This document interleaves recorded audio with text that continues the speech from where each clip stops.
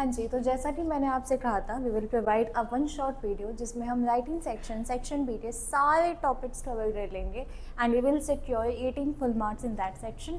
So I am back with that video. सबसे पहले देखिए जो क्वेश्चन है हम देखेंगे, जो कवर करने जा रहे हैं हम, दैट इज़ नोटिस राइटिंग. अब नोटिस राइटिंग के लिए वैसे तो मैंने अलग से भी वीडियो अपलोड कर दी थी, but since this is going to be a one short video तो मैं एक बार फिर से आपको इसके फॉर्मेट से कराती हूँ. देखिए, सबसे पहले हम लिखेंगे नेम ऑफ द ऑर्गेनाइजेशन. हमारे फॉर्मेट का जो पार्ट है वो हम एक बॉक्स बना के करते हैं एंड सबसे पहले हम लिखेंगे name of the organisation. After that एक लाइन का गैप देके हम लिखेंगे नोटिस. एंड एक चीज़ आप याद रखिएगा, जो इसे हमें लिखना है name of the organisation as well as notice, इन दोनों को हमें कैसे लिखना है, अपर केस में लिखना है. Don't use small letters, don't use lower case, upper case में लिखना है हमको. अब नोटिस के बाद एक लाइन का गैप देके हम दोबारा से लिखेंगे डेट, एंड डेट हो रहा हमारा अल्फान्यूमेरिक फॉर्म में. अब डेट के बाद आ जाएगी टाइटल की बारी and then our body of the notice will start. Title, heading, जो भी आप समझे, इसको भी हमें लिखना है अपर केस में. उसके बाद बॉडी ऑफ द नोटिस हमारा स्टार्ट हो जाएगा. एक चीज़ याद रखिएगा कि जब भी हम नोटिस लिखते हैं so we will use the third person perspective. हम फर्स्ट पर्सन या सेकेंड पर्सन में यूज़ नहीं करेंगे लैंग्वेज को. The language should be formal and from third person perspective.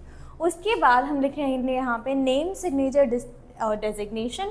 And last में एक और चीज़ मैं आपको बता दूँ, कुछ स्टार्टिंग लाइंस. ये नेम, सिग्नेचर, डेजिग्नेशन दो बार आ रहे हैं, हमारा फॉर्मेट यहीं पर ख़त्म हो जाता है. देखिए, कुछ स्टार्टिंग लाइंस की हमें फॉर्मेट तो पता चल गया, दिस इज़ द फॉर्मेट. लेकिन क्या सिर्फ फॉर्मेट के भी मार्क्स मिल जाएंगे हमें? तो आपका कंटेंट जो है, मेन मार्क्स आपके इसी के होते हैं. तो देखिए, आप स्टार्ट कैसे कर सकते हैं. The most common line, this is to inform all the students that. अब इसके बाद जो भी इवेंट जिसके भी बारे में आपको नोटिस लिखना है वो इवेंट आप लिख सकते हैं. एक और line, all the students are hereby informed that. Let's say आप एनुअल डे के बारे में नोटिस लिख रहे हैं, एनुअल डे की इन्फॉर्मेशन आपको प्रोवाइड करवानी है एंड उसके लिए आपको नोटिस लिखना है, तो आप यहाँ पे वो टॉपिक मेंशन कर दीजिए. कुछ ये ऐसे ही फ्यू लाइंस है जिनसे आप स्टार्ट कर सकते हैं अपना नोटिस. कुछ क्लोजिंग लाइंस भी मैंने आपको यहाँ पे दिखा दी है, जैसे कि इंटरेस्टेड स्टूडेंट्स में रजिस्टर देयर नेम्स बाय, जैसे एनुअल फंक्शन है, स्पोर्ट्स डे है, तो अगर हम चाहते हैं कि कोई बच्चे पार्टिसिपेट करे तो हम वो डिटेल भी मेंशन कर देंगे कि आप किसको कांटेक्ट कर सकते हैं फर्दर कम्युनिकेशन के लिए. अगर लॉस्ट एंड फाउंड का नोटिस हम लिख रहे हैं तो ये देखिए, द ओनर में कलेक्टेड फ्रॉम द अंडरसाइंड पर्सन. तो यहाँ पे हमारा नोटिस राइटिंग भी कंप्लीट होता है. नोटिस राइटिंग हमारे एग्जाम में 4 मार्क्स के लिए आएगा. एंड मैं इतना फोकस क्यों कर रही हूँ राइटिंग सेक्शन में, क्योंकि आप बहुत ईजीली आप पूरे मार्क्स स्कोर कर सकते हैं इसमें. लेकिन तब भी बच्चे जो, जैसे जितने भी मैंने एग्जाम्स के वो देखे हैं, तब भी बच्चे बहुत गलतियाँ कर रहे हैं, और नॉट सम ह्यूज मिस्टेक्स, छोटी छोटी गलतियाँ जिनसे कि फॉर्मेट के नंबर कट जाते हैं. तो मैं चाहूँगी आप ऐसी गलतियाँ ना करें एंड आप पूरे मार्क्स लेके आएँ. ठीक है, इसके बाद देखिए हमारे जो एग्ज़ाम का पार्ट है दैट इज़ रिपोर्ट राइटिंग. अब रिपोर्ट राइटिंग में पहले मैं आपको फॉर्मेट बताने से पहले 2-3 चीज़ें बताना चाहूँगी. जब भी आप रिपोर्ट लिखें तो डोंट गिव पर्सनल ओपिनियंस. जो आपको इंसिडेंट या जो भी आपका टॉपिक, जिस भी इवेंट के बारे में आपको रिपोर्ट लिखना है, आप उसमें अपना पर्सनल ओपिनियन मत दीजिए.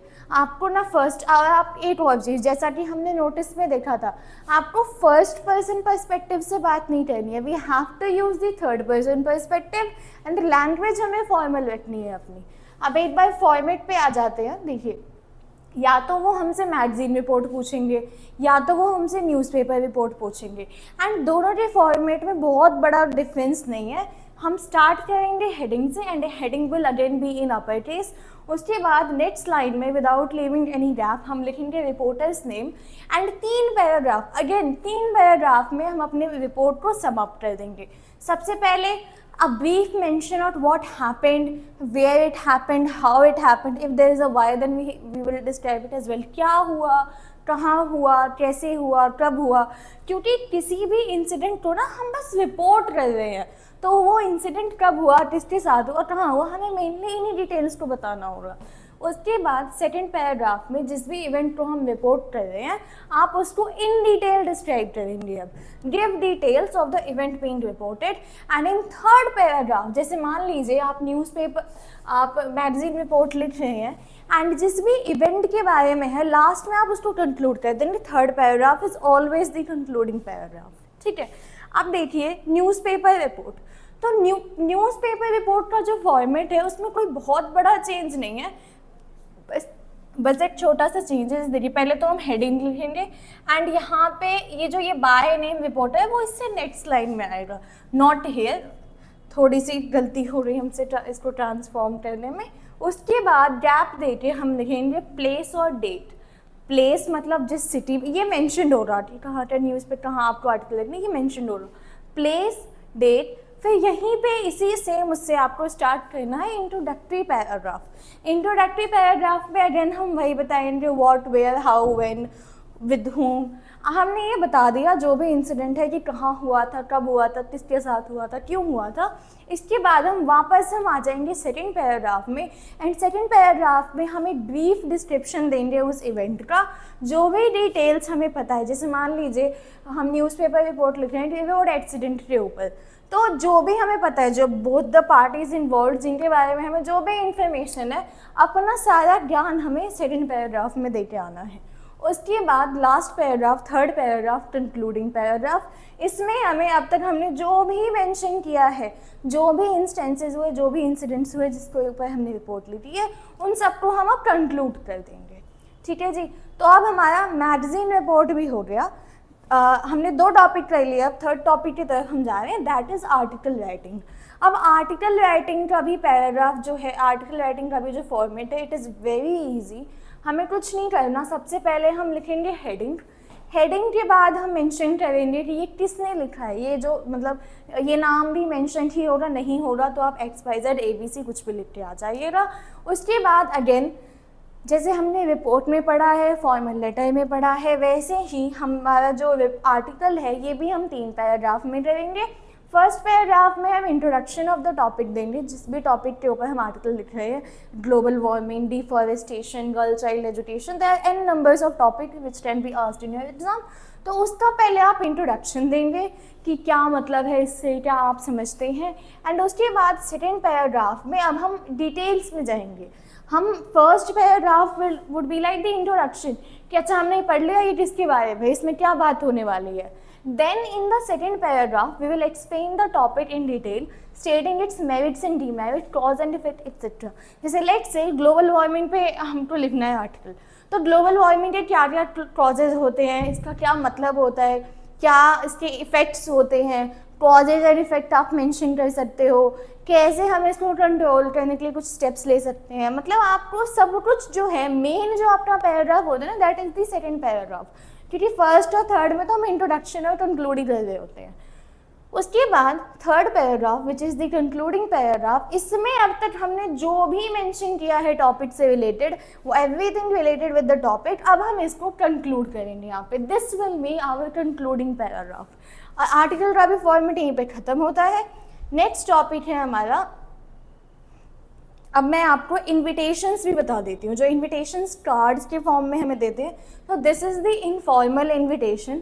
इनफॉर्मल इन्विटेशन में देखिए सबसे आप ना मैं बच्चों को भी जो ऑफलाइन स्टूडेंट्स हैं उनको भी यही ट्रिक बताती हूँ, आप नंबर ऑफ कंटेंट्स याद कर लो। इनफॉर्मल में 7 है, फॉर्मल में 8 है।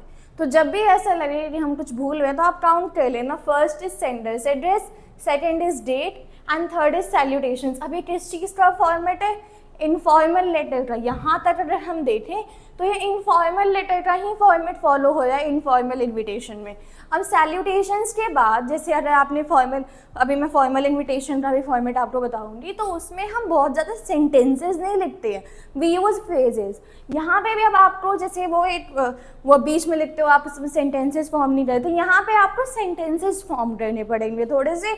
अब आप ओकेजन मेंशन कर दोगे किस चीज़ के लिए इन्वाइट किया जा रहा है, क्या ओकेजन है, जो अभी इनफॉर्मल इन्विटेशन हम दे रहे हैं किसी को, वो क्या इन्विटेशन है, किस पर्पज़ के लिए, पर्पज़ ऑफ इन्वाइटिंग।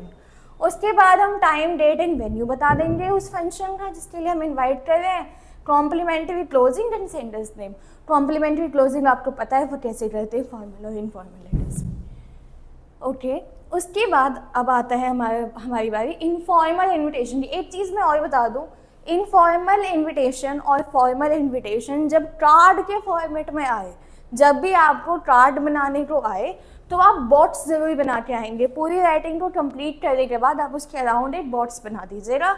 अब फॉर्मल इन्विटेशन देखिए, जैसे कि मैंने बताया था नंबर ऑफ कंटेंट्स 1 2 3 4 5 6 7 8 कंटेंट्स। जब भी आपको ऐसा लगे आप कुछ भूल रहे हैं, काउंट कर लेना एक बार। अब यहाँ पे हम क्या करेंगे, बीच में हम सबसे स्टार्ट करेंगे नेम ऑफ द होस्ट से, उसके बाद स्टैंडर्ड एक्सप्रेशन। स्टैंडर्ड एक्सप्रेशन मतलब वी आर इनवाइटिंग यू, या we are requesting your presence, या we would be delighted to have your acquaintance. जो भी लाइन जिसको यूज़ करके आप इनवाइट करेंगे that is called the standard expression. उसके बाद थर्ड लाइन में हम लिखेंगे पर्पस ऑफ द इन्विटेशन। हम इन्वाइट कर क्यों रहे हैं, कोई हाउस वार्मिंग पार्टी है, कोई ग्रेजुएशन जैसे कोई सेलिब्रेशन है, कोई भी गेट टुगेदर, जिस भी फंक्शन पे जिस भी ओकेजन पे आप इनवाइट कर रहे हो वो बताएंगे हम यहाँ पे। फिर फोर्थ पॉइंट पे हम बताएंगे नेम ऑफ द ऑनरी। जैसे किसी मिस्टर एक्स के बेटे ने ग्रेजुएशन की है, उसके ऑनर में हम एक सेलिब्रेशन रख रहे हैं, तो ऑनरी कौन हुआ यहाँ पे, मिस्टर एक्स का बेटा, तो अब यहाँ पे हम उनका नाम लिखेंगे। उसके बाद फिफ्थ लाइन में हम लिखेंगे day date and time of the event, किस दिन है, कब है एंड किस टाइम है। उसके बाद name of the place and location. ये जो name of the place and location है ये इवेंट की लोकेशन है, not the address of the host. अब ये हमने सेंटर में लिख लिया। उसके बाद हम अपने टेक्स्ट के लेफ्ट साइड में जाएंगे अपनी पेज के, एंड वहाँ पे हम लिखेंगे 7th और 8th point RSVP and telephone and mobile number और address of the host. RSVP का मतलब होता है रिस्पॉन्ड सिल reply, which in English it means please reply. Okay, अब देखते हैं, मैं एक काम करती हूँ, आपको पहले रिप्लाइज करवा देती हूँ। अभी हमने जस्ट इन्विटेशन किया है तो एक बार रिप्लाइज देख लेते हैं हम। देखिए फॉर्मल रिप्लाई, आप इसका ना बहुत, मैं आपको बताती हूँ। देखिए एक्सेप्टेंस का भी और डिक्लाइन का भी। पहले हम फॉर्मल रिप्लाई देखते हैं, then we will go to informal reply. Formal reply में सबसे पहले जिसको भी आपने मतलब जो हम रिप्लाई कर रहे हैं, सबसे पहले हम अपना नाम लिखेंगे, मिस्टर मिसेज या मिस्टर एंड मिसेज, जिस एज पर द क्वेश्चन। उसके बाद हम जो रिसीवर हैं वी आर थैंकिंग। फिर हम यहाँ पे इनविटेशन, जिस पर्पस के लिए, जिस ओकेजन के लिए हमें इनवाइट किया गया है, हम उसका नाम लिखेंगे थैंक। अब यहाँ पे किसको इनवाइट किया गया है, मतलब किसने इनवाइट किया, यहाँ पे हम लिखेंगे सबसे पहले रिसीवर का नाम। Receiver is thanking the sender for the invitation to the occasion of what and किस डेट पे। आप ये एग्जैक्ट लाइन्स पे लिख के आ सकते हो, कोई दिक्कत वाली बात नहीं है इसमें, ठीक है। या आप ये देखिए, दो फॉर्म से आप किसी भी लैंग्वेज का यूज़ कर सकते हैं। सबसे पहले हम रिसीवर का नाम लिखेंगे कि हम थैंक यू बोल रहे हैं जिसने हमको इनविटेशन भेजा है। So we are the receivers and we are thanking the sender, ठीक है। और किस इवेंट के लिए, किस डेट को, आप ये भी बताएंगे। एंड अगर हम मना कर रहे हैं तो भी फॉर्मेट सेम ही रहेगा, just the lines will change. और यहाँ पे हमने ऐसे लिखा है ना, are pleased to accept the invitation and will be delighted to attend the function, because we are accepting the invitation. In case we are declining the invitation, तो हम क्या करेंगे, हम यहाँ पे लिखेंगे but regret their inability to attend due to whatever XYZ reason you will have. And एक line आप और भी लिख सकते हो, thanks for the kind invitation but regret that they will not be able to attend the function. अब जब हम reply करते हैं formal replies, I am not talking about informal replies, but formal replies चाहे वो डिक्लाइन के हो या एक्सेप्टेंस के हो, आप ये ध्यान दीजिएगा, ये भी हम थर्ड पर्सन में ही लिख रहे हैं, थर्ड पर्सन पर्सपेक्टिव से। तो please words like I, you, me, इनका यूज़ मत करिएगा रिप्लाई अपना ड्राफ्ट करते टाइम। अब बारी आती है हमारे इनफॉर्मल रिप्लाई की। देखिए इनफॉर्मल रिप्लाई में हम सैल्यूटेशंस का यूज़ करते हैं, दैट इज़ डियर एंड जो भी पर्सन हमें इनवाइट कर रहे हैं उनका नाम। एंड यहाँ पे जो है ना टोन थोड़ी हमारी लेस फॉर्मल हो रही है because it is an informal reply. Thank you for inviting me, तो यहाँ पे आप जो भी फंक्शन है उसका नाम, on date, I am delighted to accept your invitation and will join you and will be present there, जो भी आप लिखना चाहें। I wish you a wonderful celebration, yours lovingly या योर्स सिंसियरली, आपका नाम। तो यहाँ पे जो है अब हम फर्स्ट पर्सन में बात कर रहे हैं and we are drafting complete sentences. हमारी जो टोन है, जो लैंग्वेज है, it is not restricted to formal English. हम यहाँ पे बात कर रहे हैं सामने वाले से। अब कुछ की डिफरेंसेस मैं आपको बता दूँ फॉर्मल और इनफॉर्मल रिप्लाई में। फॉर्मल रिप्लाई में हम थर्ड पर्सन पर्सपेक्टिव में बात करते हैं एंड इनफॉर्मल में हम फर्स्ट पर्सन में, जैसा कि अभी आपने देखा। एंड फॉर्मल रिप्लाई जो है वो बहुत छोटा सा एक फिक्स फॉर्मेट होता है, या तो either we will accept it और we will not accept it, we will decline it. तो thank you for the invitation and either we are able to make your acquaintance और we are decline, we reject the inability. तो वो थोड़ा सा छोटा और concise रहता है। ये जो है इनफॉर्मल रिप्लाई आप डिटेल में लिख सकते हो क्योंकि you are talking in informal approach. इसमें आप कोई सैल्यूटेशन का यूज़ नहीं करेंगे फॉर्मल रिप्लाई में, यहाँ पे आप डियर का यूज़ करेंगे। इसमें कोई कॉम्प्लीमेंट्री क्लोजिंग नहीं होती, इसमें क्लोजिंग होती है। हम यूज़ करते हैं ना uses your sincerely, official tone, personal tone. I hope this is clear now. आप एक बार देख लेते हैं जो बचे हुए टॉपिक्स हैं हमारे। हमने आर्टिकल कर लिया, हमने इनविटेशन कर लिए दोनों, हमने इनविटेशन के रिप्लाईज कर लिए। अब इसके बाद आता है एक बहुत ही प्यारा सा टॉपिक, लेटर टू एडिटर। अब लेटर टू एडिटर एक फॉर्मल लेटर है एंड इसमें हम सबसे पहले इसलिए क्या लिखेंगे, sender's address. Sender's address exam में क्वेश्चन में गिवन होगा, नहीं गिवन होगा, इफ ऐसा हुआ you can write examination hall. उसके बाद हम लिखेंगे डेट। डेट के बाद आएगा हमारा receiver's address and receiver's address हम कैसे लिखेंगे, पहले डेजिग्नेशन। क्या डेजिग्नेशन है हम अच्छा एक बात बताइए, हम लेटर टू एडिटर लिख रहे हैं तो इज इट नॉट क्लियर कि ये लेटर कौन रिसीव करने वाला है, the editor will be receiving the letter. तो हमने यहाँ पे एडिटर का नाम लिख दिया। उसके बाद नेक्स्ट लाइन में हम लिखेंगे name of the newspaper, it can be anything जो क्वेश्चन में गिवन हो रहा। उसके बाद सिटी ऑफ द न्यूज़पेपर। फिर एक लाइन का गैप देके हम लिखेंगे सब्जेक्ट, और सब्जेक्ट हम आपको ट्राई करना है कि आप एक लाइन में ही लिख दें।